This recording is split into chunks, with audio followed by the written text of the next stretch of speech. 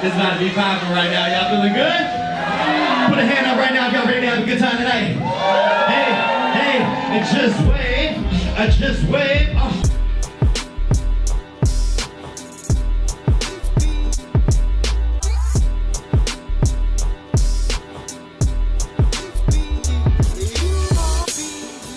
What's up, everybody? It's your girl, the Queen Curator. I'm back again for another episode of Real Raps Only.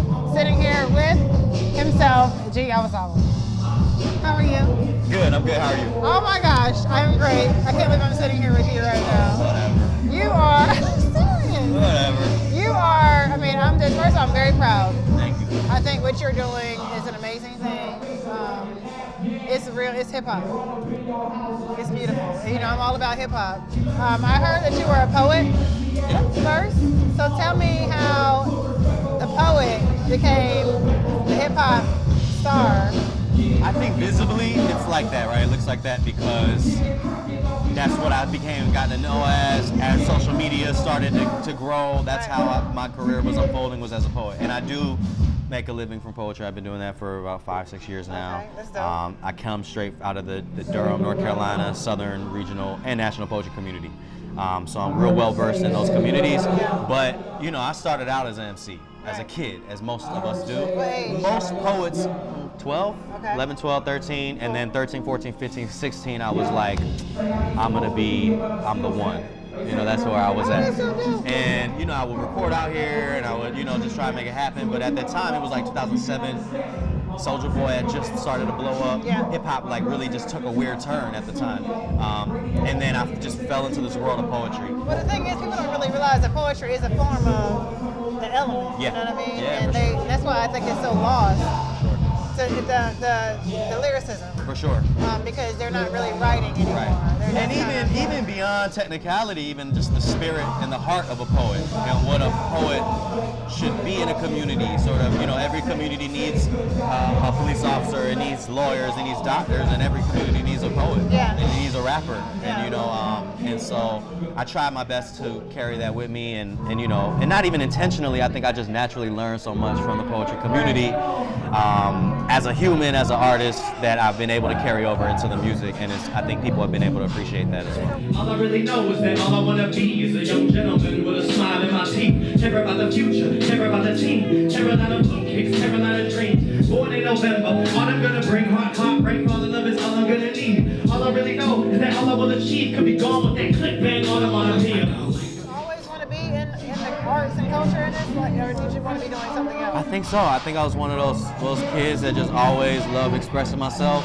I think at an early age I realized the Asian stereotypes, right? Yeah. It was smart and this and that and quiet and reserved, and I just never felt like that. And I always felt loud. I was always happy and smiling, and I love drawing and art. Yeah. So, and you know, as you get older, you see role models. So you see, I got to meet graphic designers and illustrators when I was a kid who made a living doing it. I got to meet bands who were touring who came through Durham, Chapel Hill, and I got to meet them, and even though they weren't big time, they were doing what they love, and I was like, yo, that's fresh. Right. And I was like, yo, like, you can do this. You can make a living doing what you want. Yeah. And so at a young age, I was very determined to just kind of make it being myself. Where has your music taken you so far and what you've been doing?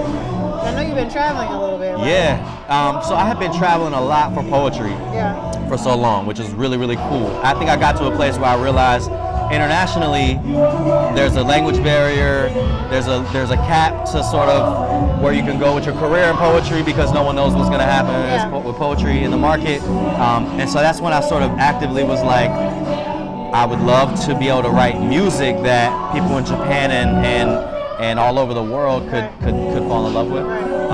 And so as far as where the music is taking me recently, I've actually come to Durham so many times. You know, I've been brought back home so much, and I hope people are not getting tired of me at this point. You know, but we're hoping to secure a major tour for like January, February. Hoping to just keep moving. And what's interesting is what I love also about music is without me having to physically go there, my music just pops up. In a dance routine, I seen this gymnast doing the flips and putting an ego trip behind it. And I saw that. People that, you know, and it getting into these corners of the world that I could never visit myself. So videos of clubs, and it's just been really, really cool. I don't like opinions.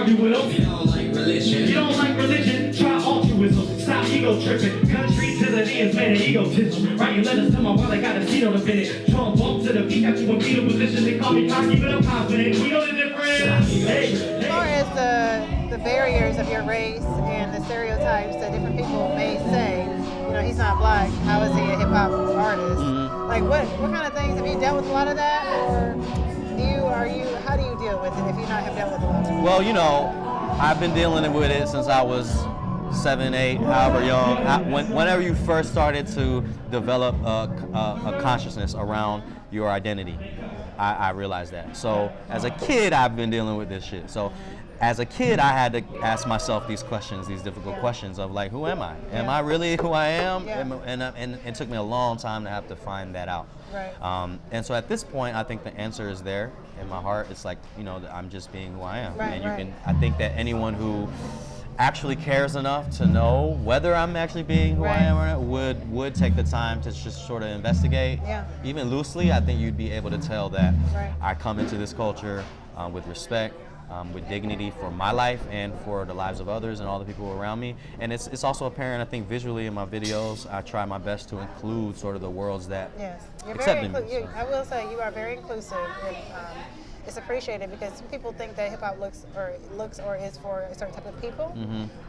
And hip hop is it's a thing. It's a lifestyle, and I think you represent that really well. Well, what I love about hip hop is whether you're black or Asian or white, like if you're not dope, you're not dope. Yeah, you just suck. And that, right? And not even in a messed up creative sense, but even just like if you're not who you say you are, you'll be called out for it.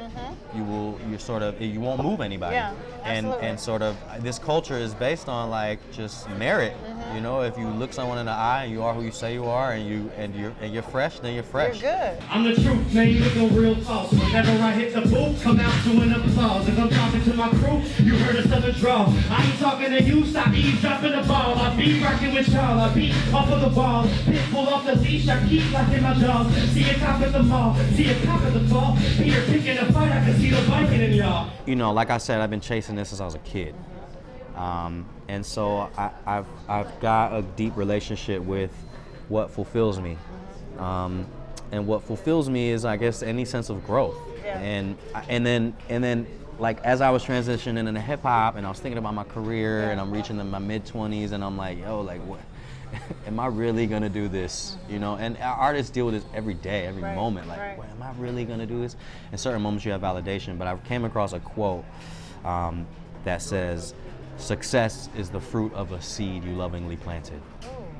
And it messed me up. I was like, wow, that's such a beautiful, succinct way to put what I've been doing. And you see, you know, as little as my first CD was, when it was burnt and I Sharpied it and it was a clear thing and I went to Kinko's to print it off. When it was done, I was like, wow, like this is amazing. I know it's not in Best Buy, I know it's not a jewel case, but this is my work and I work on it. And it just keeps growing and growing and growing. And so as long as it's the fruit of a seed you lovingly planted, you really, you love this thing and you got to see it grow, I think it's success to me. Oh, that is, I don't know if there's any other question I could follow up to that. Because that was just like... One of my punchlines are where you're blanket enough. No frightening y'all long as the mic is involved. Relocated to Cali, but I ain't liking the small. I'm a Southern North Star, I be the light in the dark. Be the right and the wrong, I be the reason the Bull City feeds me. Bull City creeps me, Bull City needs me. Everywhere I go, I got that Bull City creep. And that's why they told the horns for the Bull City sees me. Well, thank you. Thank you. I appreciate this. This is awesome. Thank you so much. It's an honor. Thank you for everything you're doing. Oh, thank you. Just keep it up. Keep doing the good work. I mean, really, shout out to you. So, all right, y'all. That's another episode of that Crack Me Hard. I'm Real Raps Only. Appreciate y'all. Peace. Y'all make some noise for G. Yamazawa, Lincoln Taylor.